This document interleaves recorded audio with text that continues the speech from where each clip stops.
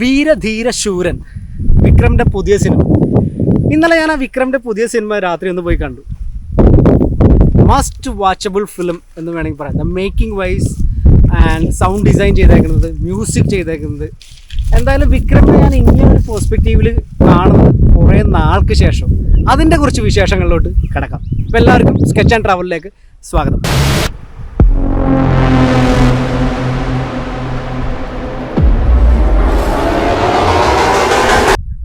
ഇത് ബേസിക്കലി ഇതിൻ്റെ കോണ്ടെക്സ്റ്റ് എന്ന് പറയുന്നത് തമിഴ്നാട്ടിലെ ഒരു ഗാങ്സ്റ്റർ വാർ പോലത്തെ സിനിമ. എക്സാമ്പിൾ നമുക്ക് ഇതിന് മുന്നേ ഇതുപോലത്തെ സിനിമ ഇറങ്ങിയേക്കണം എന്ന് പറഞ്ഞു കഴിഞ്ഞാൽ വിറുമാണ്ടി വേണമെങ്കിൽ നമുക്ക് അതിൻ്റെ ഒരു എക്സാമ്പിളായിട്ട് എടുക്കാം. കാരണം നോൺ ലീനിയർ രീതിയിൽ സ്ക്രീൻ പ്ലേ പോയേക്കുന്ന വളരെ മനോഹരമായിട്ട് ചെയ്തേക്കുന്ന ഒരു സിനിമയാണ് ഈ വീരധീര ശൂരൻ എന്ന് പറയുന്നത്.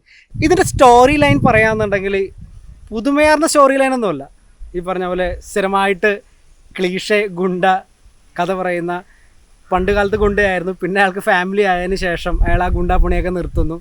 ബേസിക്കലി ഇത് തന്നെയാണ് ഈ സിനിമയിലും പറയുന്നത്. പക്ഷേ ഇതിന് മേക്കിംഗ്, ഇതിനെ നമുക്ക് പോർട്രേ ചെയ്തേക്കുന്ന രീതി, ഡയറക്ടർ എങ്ങനെയാണോ ഡയറക്ടർ അതിനെ നമ്മളുടെ മുന്നിലേക്ക് എത്തിച്ചേക്കുന്ന രീതി, അതാണ് ടോട്ടലി ഡിഫറെൻ്റ് ആയിട്ട് എനിക്ക് ഫീല് ചെയ്തത്. വളരെ കുറച്ച് കഥാപാത്രങ്ങളിലൂടെ കവർ ചെയ്ത് പറഞ്ഞു പോകുന്ന ഒരു സിനിമയാണ്. എനിക്ക് വളരെ നമുക്ക് മലയാളികൾക്ക് അഭിമാനം തോന്നുന്ന വെച്ചാൽ നമ്മളുടെ സുരാജ് വെഞ്ഞാറമൂട് ഇതിൽ വളരെ ഗംഭീരമായിട്ടുള്ളൊരു കഥാപാത്രം ചെയ്യുന്നുണ്ട്. ഒരു എന്താ പറയുക, വില്ലൻ അല്ലെങ്കിൽ ആ സൈഡിൽ നിൽക്കുന്ന വില്ലൻ, ഇതിൽ നായകൻ വില്ലൻ എന്ന് പറയുന്ന ഒരു പേഴ്സ്പെക്റ്റീവ് എനിക്ക് ഡയറക്ടർ പൊളിച്ചിട്ടുണ്ട്. എന്നാൽ നായകൻ കാരണം ബേസിക്കലി ഫാമിലി ബേസ് ചെയ്ത് പറയുന്ന ഒരു സ്റ്റോറിയാണ്. ഇതിൽ എടുത്തു പറയാത്ത രീതി എന്ന് വെച്ചാൽ സുരാജ് ഈ തമിഴ് എന്താ പറയുക ആക്സെൻ്റിൽ ഈ സാധനം അഭിനയിച്ച് പോകുന്ന ഒരു രീതിയുണ്ട്. അതും വളരെ ഇമ്പ്രസീവാണ്. അതുപോലെ സ്ഥിരം കാണുന്ന വിക്രമിൻ്റെ ഒരു ലൗഡ് ഇതിലൂടെ അല്ല ഇതിനകത്ത് പെർഫോം ചെയ്യുന്നത്. വളരെ റിയലിസ്റ്റിക് ആയിട്ട് ഇപ്പോൾ പറഞ്ഞ പോലെ നമ്മളെ മലയാള സിനിമകളിലൊക്കെ പറഞ്ഞ പോലെ, അല്ലെങ്കിൽ കുറച്ച് മുന്നേ വിറുമാണ്ടി, അല്ലെങ്കിൽ ചില അങ്ങനത്തെ ഭയങ്കര റിയലിസ്റ്റിക് സിനിമകളിലൂടെ എങ്ങനെയാണോ പ്രസൻറ്റ് ചെയ്തത്, അതേപോലെ വിക്രമിനെ ഇങ്ങനെ ഒരു റിയലിസ്റ്റിക് ആയിട്ട് കാണുന്നത് ഞാൻ ആദ്യമായിട്ടാണ്. ആണല്ലേ.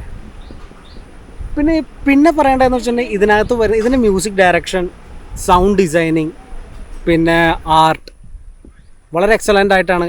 വെച്ചാൽ ഈ കഥ നമ്മളെ മൂവ് ചെയ്ത് ഫസ്റ്റ് 15 മിനിറ്റിനുള്ളിൽ നമ്മൾ ഈ കഥയിലേക്ക് ഹുക്കാകുകയാണ് ചെയ്യുന്നത്.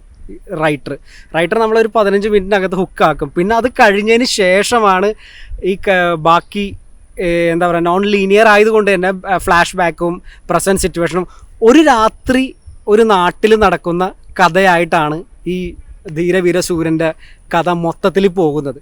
പിന്നെ ഇതിൽ എടുത്തു പറയാത്തതെന്ന് വെച്ച് കഴിഞ്ഞാൽ ഇതിൻ്റെ ലാസ്റ്റ്, ഞാനിത് സ്പോയിലറായിട്ട് പറയണത്, ഇത് ലാസ്റ്റ് കുറച്ച് പോർഷൻസ് നമ്മൾ ബേർഡ് മാൻ അല്ലെന്നുണ്ടെങ്കിൽ അങ്ങനത്തെ ഒറ്റ സിംഗിൾ ഷോട്ടിലൂടെ കഥ പറഞ്ഞു പോകുന്ന കുറച്ച് സിനിമകളെ റെഫറൻസ് ചെയ്ത് ഇവർ ഒരു 15 മിനിറ്റ് ഇവർ മേക്ക് ചെയ്തേക്കണ ഒരു സീക്വൻസ് എന്ന് വെച്ചാൽ കുറേ സീനുകൾ ഒരുമിച്ച് ക്ലബ് ചെയ്ത് കട്ട് ഇല്ല. ശരിക്കും പറഞ്ഞാൽ കട്ട് ഉണ്ട്, അത് ബേസിക്കലി ചീറ്റ് ചെയ്തേക്കണത്. പക്ഷെ നമുക്ക് വിഷ്വലി കാണുന്നവർക്ക് അതിനകത്ത് കട്ടില്ല എന്ന് തോന്നുന്ന രീതിയിൽ മേക്ക് ചെയ്തേക്കുന്ന ഒരു കുറച്ച് സീക്വൻസുകളുണ്ട്. അത് ആക്ഷൻ സീക്വൻസും ആണ്, ഇമോഷണൽ സീക്വൻസും ഉണ്ട്. അത് മിക്സ് ചെയ്തിട്ടാണ് അത് പോകുന്നത്. പക്ഷെ അത് ഗംഭീരം എന്ന് വെച്ച് കഴിഞ്ഞാൽ നമ്മൾ ആ സീൻ തുടങ്ങിക്കഴിഞ്ഞ് കഴിഞ്ഞാൽ അത് തീരുമ്പോഴാണ് നമ്മൾ മനസ്സിലായത് എന്താണ് ഈ കാട്ടി വെച്ചേക്കുന്നത്, ഇത്ര നേരം കട്ട് ഉണ്ടായില്ലേ എന്നുള്ള രീതിയിൽ, അല്ലെങ്കിൽ ഇത്ര നേരം ഇത് എങ്ങനെ പെർഫോം ചെയ്തു എന്നുള്ള സാധനം. കാരണം വേറൊരു സ്ഥലത്ത് നിന്ന് സഞ്ചരിച്ച് പിന്നെ അത് ജീപ്പിൽ കയറി പിന്നെ അവിടെ വെച്ചിട്ട് പിന്നെ ഇറങ്ങി പിന്നെ അവിടെ വെച്ച് ബോംബ് പൊട്ടി പിന്നെ അത് കഴിഞ്ഞിട്ട് അവർ വേറെ സ്ഥലത്തോട്ട് പോയി. ഇത് ഒരൊറ്റ സിംഗിൾ ഷോട്ട് പോലെയാണ് ഈ കംപ്ലീറ്റ് ഷോട്ട്സും തേനീശ്വർ എന്താ പറയുക DOP ചെയ്തേക്കണത്. പുള്ളി ഗംഭീര വണ്ടർഫുൾ ജോബാണ് പുള്ളി ചെയ്തേക്കണത്. അപ്പോൾ അത്